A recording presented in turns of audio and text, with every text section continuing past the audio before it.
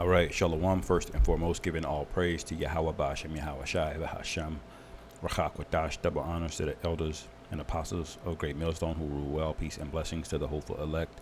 Shalom to the men of the Lord that are prophesying, preaching and teaching on the highways and byways in sincerity and in truth. Shalom, Barakathum. And it's your brother Rahman. I'm going to say a few words on this very hilarious and very joyful thing to our spirit to see. If you read down the headline right here, I'll scroll down a little bit. It says, Americans flee to Mexico for cheap housing and gas. Now, I haven't watched this video yet, but, you know, it's 5 minutes. I have a few precepts that came to mind when I just read the title. So I'll play a little bit of it, and I won't try to make this too long. But, you know, Lord willing, it's edifying because we're in those days, man. We got to keep pushing, you know. So let me play some of this. About some unexpected migration. Let's go ahead and put this up on the screen. I mean, it makes perfect sense. The headline here is how the path to home ownership runs through Mexico. San Diego residents are moving to Tijuana to get more for their money. Some hope to save for down payments on houses that are way out of reach north of the border. They say in San Diego, the median sales price of a family home, single family home, hit $1 million in April. And a February report declared the city the least affordable metro area in the U.S., bypassing San Francisco in large part because of a 14% increase in median home sales prices for the year. Rent also has jumped up massively. They say the rise in home prices pales in comparison to the jump in rents. In June, the rent for a one-bedroom home almost $3,000, $2,901, according to rent.com. That was 19% higher than a year ago. Two-bedroom apartments averaging almost $4,000, $3,772. Nationally, the average is about $2,000. So you have this increasing trend of people who are able from the pandemic to work remote, who are... Wow, man. Did you hear that? The average home is going for $1 million, and rent for a two-bedroom is $4,000 a month. This is unsustainable, man. Now the scriptures spoke about this. I didn't even have this precept prepared, but I'm gonna go James 5 real quick, because everyone's laboring. Nobody in the middle class can afford anything, man. You know, nobody. And it surpassed San Francisco, which is already ridiculous. Now it went up 20%. She said 19%. So 20% basically of your rent just goes up in a single year. That's crazy, man. And it's going up because people are leaving. So it's a spiral basically, because the more people leave, the higher the prices are gonna go up. You know? It says, James 5 and 4, I'll just go straight to it. Behold, the hire of the laborers who have reaped down your fields, which is of you kept back by fraud, crieth, man. And this is a lot of Issacharites down there, because you came into that land, you took it, and you exploited them, all right, and you used them to this day for labor, man. You know, and because you did that, your false balances, all right. Now the Edomites are suffering for it, because now all the prices are out of control. You know, you have runaway inflation basically now. But we've been crying out for years, man, decades, centuries even. You know, but did you care? No. But now you're crying, okay? It says, and the cries of them which have reaped are entered into the ears of the Lord Sabaoth. Ye have lived in pleasure on the earth. Because California is some of the most expensive real estate in the world, some of the best real estate in the world. Like the West Coast, you know, San Diego, LA, San Francisco, you know. That whole area, California, it's a very, very beautiful, naturally beautiful land. And Esau took all the best parts of it, all right? He made the best parts of it unaffordable for Jake. You know, you got something called the Hills out there. You got Beverly Hills, you got different parts, you got Bel Air, you know, you got Calabasas, all of these different high-end places. These are the best parts of the land. You made it unaffordable for Jake to even live there when it was his land to begin with, all right? Issachar's land, Gad. All right. But now your wickedness is spread on your own people. It says, "You have lived in pleasure on the earth and have been wanton. You have nourished your hearts as in the day of slaughter." All right. So you basically made yourself spoiled or prey, man. Californians are not used to not having any water, but drought's hitting them. California is not used to having to evacuate for wildfires, but wildfires are hitting them. You know, they're not used to not being able to afford gas, but that's hitting them too because L.A. and California it's more horizontal than it is vertical. It's not like New York City. You pretty much have to have a car to get and do anything in that city, man. You know, if you don't have a car in L.A., man, good luck trying to make ends meet. It ain't like there's a great subway system and rail car and train like there is in New York, man. No. So these gas prices hit you, man. And this is all the doing of your people, man. It says, "You have condemned and killed the just, and he doeth not resist you." All right. So this is the Lord. This is just the beginning of payback, man.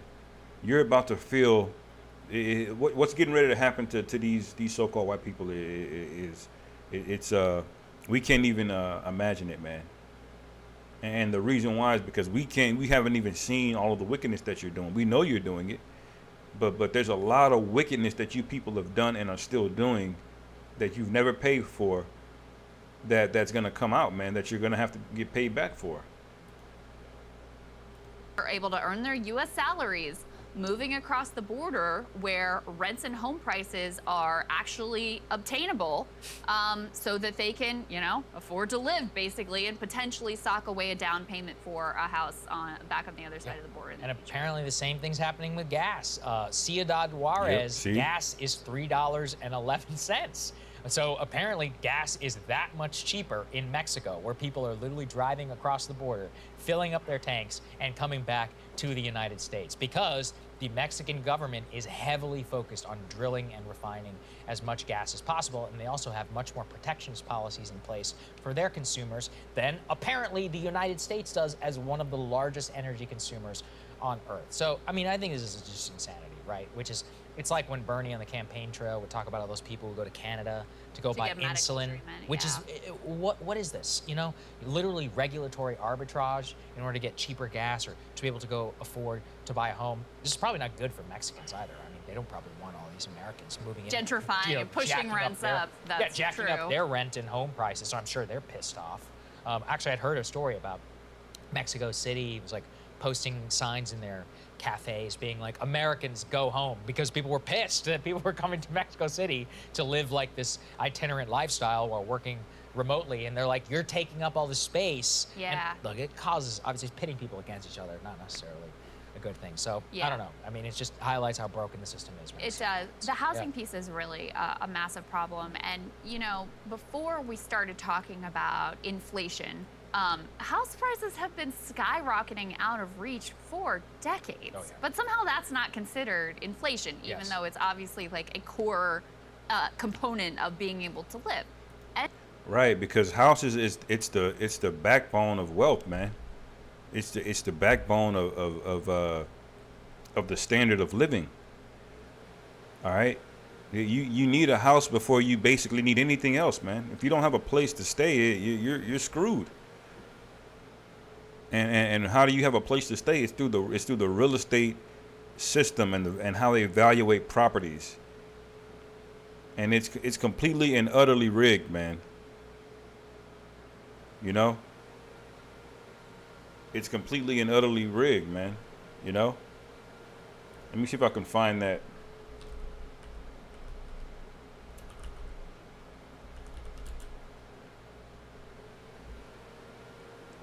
There was another scripture precept that I read recently.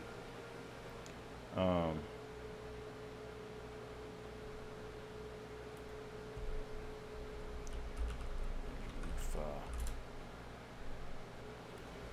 me see if I can find it.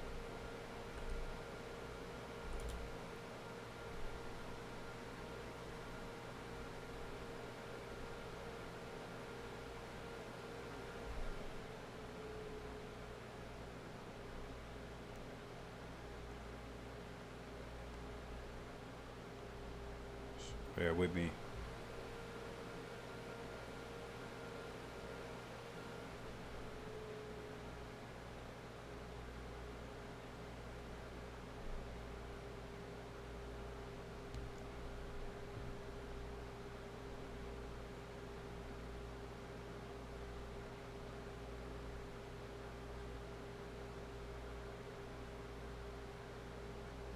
Yeah, Amos. This is Amos 5.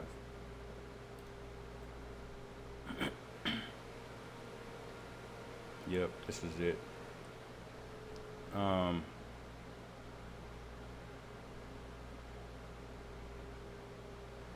yeah, I start at 4. It says, "Hear this, O ye that swallow up the needy, even to make the poor of the land to fail," man. And that's basically the real estate market, man.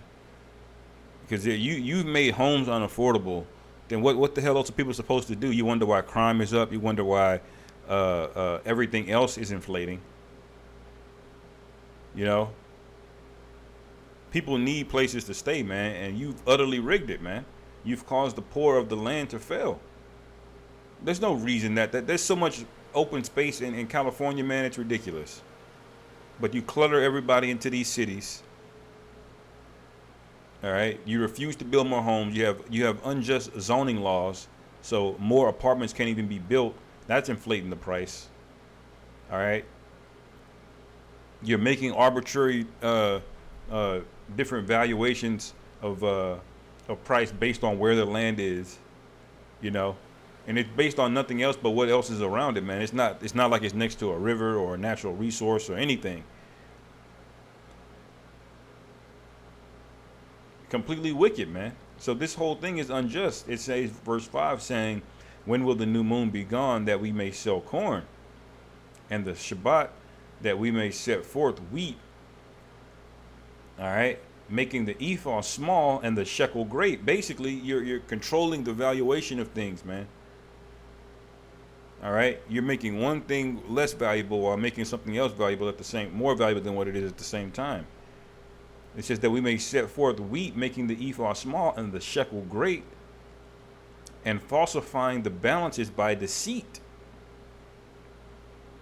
You see? So they're getting a bag. Esau already owns most of the land.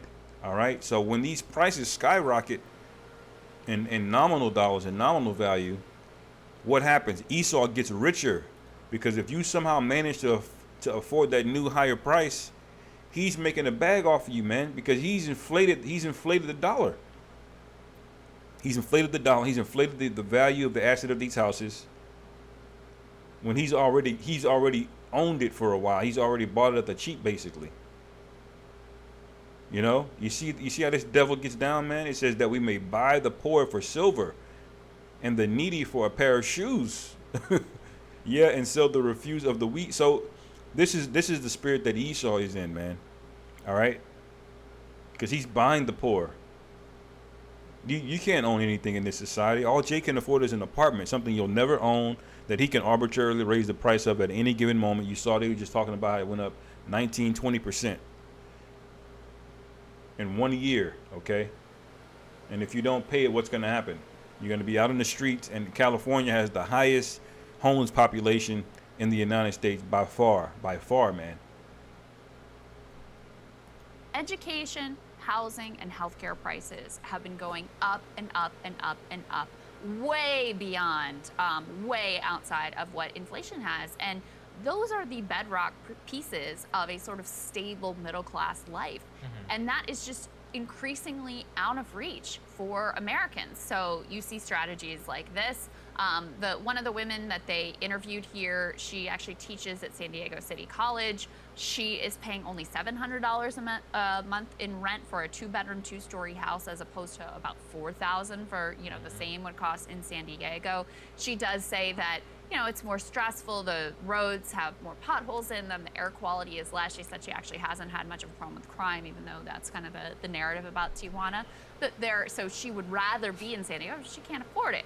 So it is a sad state of affairs that you have so many. But crime's getting ready to go up everywhere, man, and it is up, but it's gonna be up and it's stuck, like they say, you know. because this guy, he's an unreasonable ruler, man. You know.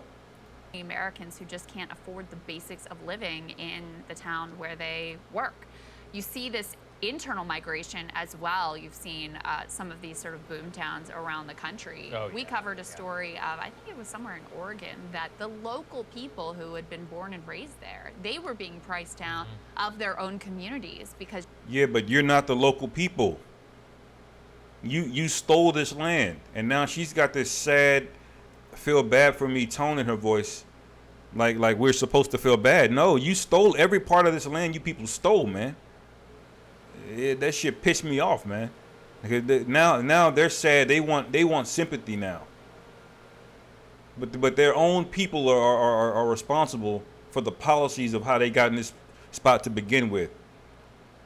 Feel bad for me that I can't afford the land that I stole. How stupid is that, man? The Lord has completely confounded you people, man. Call hello Yahweh Bashem Yahweh Shai. It says Malachi 1:4, whereas Edom saith, we are impoverished, but we will return and build the desolate places. Thus saith the Lord Yahweh of hosts, they shall build, but I will throw down. And this is your own fucking doing. The Lord is cold, man. All right, it says, and they shall call them the border of wickedness, and the people against whom the Lord Yahweh hath indignation forever, man. You're the border of wickedness. All right. And it's ironic that you're having to cross the border that you drew because you said this is the land that we want and you can have this shitty land. We're taking this now. Get out. Now you're crossing that very same border to go back just so you can afford to get gas. Just so you can make ends meet. When this is your rulership and you all should be living like princes, man. But you're not because you don't know how to rule. That's in Proverbs. All right. When the wicked are in an authority, people mourn. Roughly paraphrasing.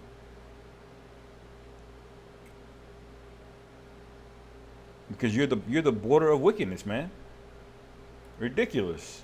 As you had this massive influx of people who are earning, Silicon Valley level salaries, but are able to work from anywhere in the country. Now, that's a great thing for them that they're able to move around and have affordability, but we should be able to have, housing that's affordable for everyone. And of course, exacerbating this entire situation is the... What about the so-called Negroes, Latinos, and Native Americans? Y'all don't give a damn about them. But when they're talking about this, they're talking about so-called white people, man. That's who they want you to feel bad for. They don't give a damn about Jake because they haven't even thought once about trying to pay Jake back for the land that they stole, man. They don't break Jake off of anything, man. Jake don't even get a break on taxes, man. Meaning you still have to pay Esau. And that land, that taxes that you pay, that goes into the zoning commissions that runs the government of LA and all these different things that tell you where you can and can't build houses and you can and can't build apartments. Those taxes you pay go to them. It ends up going back to white people. So not only are we not getting paid back for what we did, not only do we get a break from paying into this devil, man, but we have to help them oppress us, man. But these people don't see it that way. And that's why the Lord's got to come back and he's going to fuck shit up, man. Lord willing, soon, very, very, very soon, man. You got to be in that spirit of hastening, The amount of permanent capital that is going in and buying up single-family homes and further jacking up the prices. So just, I guess, a symptom of a really broad problem across the country. Yeah, I think it is. All this regulatory arbitrage, it has all kinds of insanity and follow-on effects. And it just shows you that, like, when people have to do that, things are bad. Like driving across the border to go get gas, what kind of country we live in? Yeah, indeed. Yeah, the one that's through, man, completely through. All right, this is I'm gonna go to this.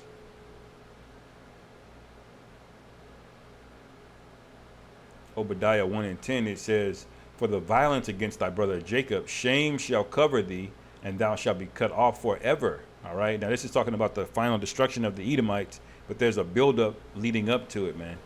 All right. And it outlines the wickedness and the motive behind Esau, man, which is basically just irrational jealousy and hatred, man, at the end of the day. But the Lord put that spirit on him. But it says, verse 11, in the day that thou stoodest on the other side, and the day that the strangers carried away captive his forces. Now this alludes back to the captivity that we were in with the, it's either the Babylonians or the Persians, one of the two, where Esau was outside the temple saying, raise it, raise it. They were basically cheering on our destruction, man. And this same thing happened again. You know, this same event happened again when Esau took over this land. All right, you low-level Edomites was cheering all of this on, the enslavement of our people, the taking of our land. All right, those Edomites that couldn't afford it, because you got to remember, a lot of dirt poor Edomites was just given acres of land here, just given to them, man. So every time they would take down a Gadite nation, that would be more land for them. And now basically none of the land is owned by Gad anymore. You low-level people were in that same spirit, man. That's what picnics was about. That's what these lynchings were about. You would bring your children. You would cheer on the destruction of our people, man. All right? It says, and cast lots upon Jerusalem, even thou wast as one of them. All right? And y'all did that again here, man. Y'all had auctioning blocks. All right? Y'all auctioned off land by the acre. Some Edomites got 750 acres of land just for showing up on a boat, man. They would come all the way from Germany or Poland somewhere, and here you go. You know? And they would auction off who gets what land, man. All of these counties that are named after people, man, these are all named after Edomites, man.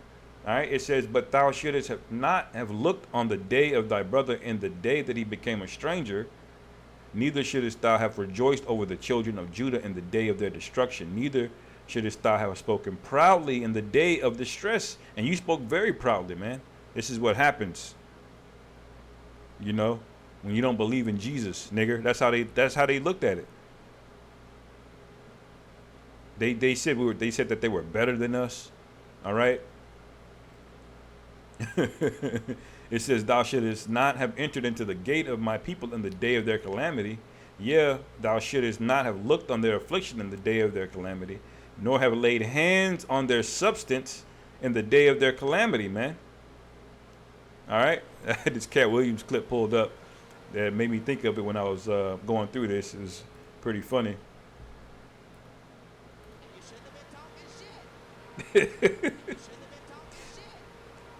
So now what do we have here, man?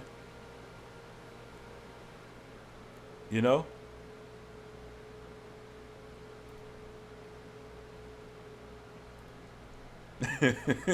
He said you should have been talking shit, man.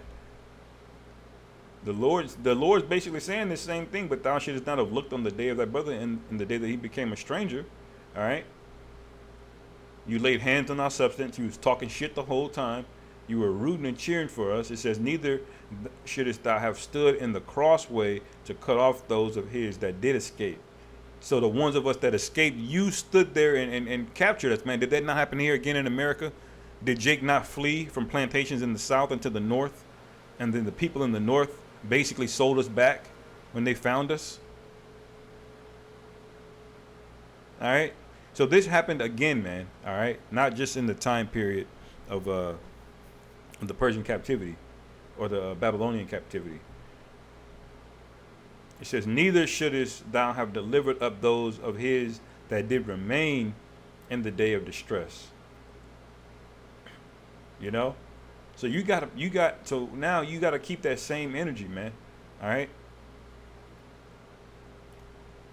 This is the spirit of the Lord, man. And now you see why we're excited for these times, man. You know? All right, more for y'all later. Cable. That's basically it on that, man. I'm gonna get a couple more precepts here. It says, this is actually I'm gonna get Ezekiel 35 and 10 real quick. It says, because thou hast said that these two nations and these two countries shall be mine, and we will possess it. All right, and you did that in the North American continent. All right, in Central and South American continent. It says, therefore, as I, Salakia, because thou hast said, verse 10 again, because thou hast said these two nations and these two countries shall be mine and we will possess it, whereas the Lord Yahweh was there. All right. And you look at it at this time, this means the Israelites were basically in the land when you showed up and you brought us over here on slave ships as well too. All right. It says, therefore, as I live, saith the Lord Yahweh Ba'ashem Yahushai, I will even do according to thine anger and according to thine envy, which thou hast used out of thy hatred against them, man. You had an irrational hatred to us, man. For you to insert yourself into a grown man in front of his family, for you to nail Jake rod to a wooden post, for you to cut babies out of our women's stomach. That's irrational hatred, man. This wasn't just Esau trying to get a bag. Okay, this was Esau showing straight hateful psychopathy, man. And he did this for centuries and centuries. But now these Uncle Tom Jakes thinks all of a sudden he just suddenly had a change of heart. All of a sudden he's a different person now. He's changed. Like, what happened? Why would he have changed? Everything he's done, he's gotten richer and richer. He's had no incentive to change at all. He's faced no consequences for his actions, man.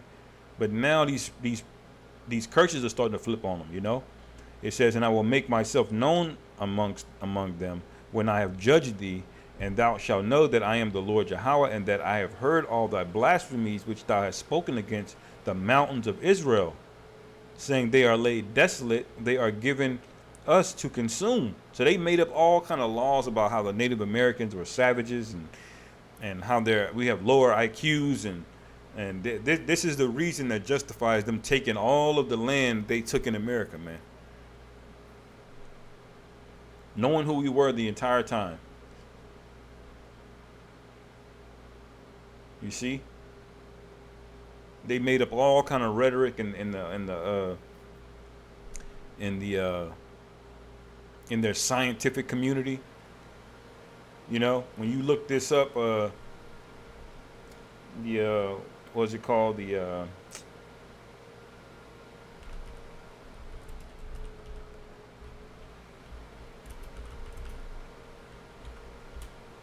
origin of species, this guy Darwin, all right? When you look up the full name of this natural selection thing, which they still preach, hand in hand with evolution, hand in hand with the Big Bang Theory, when you see the full title of this book, okay,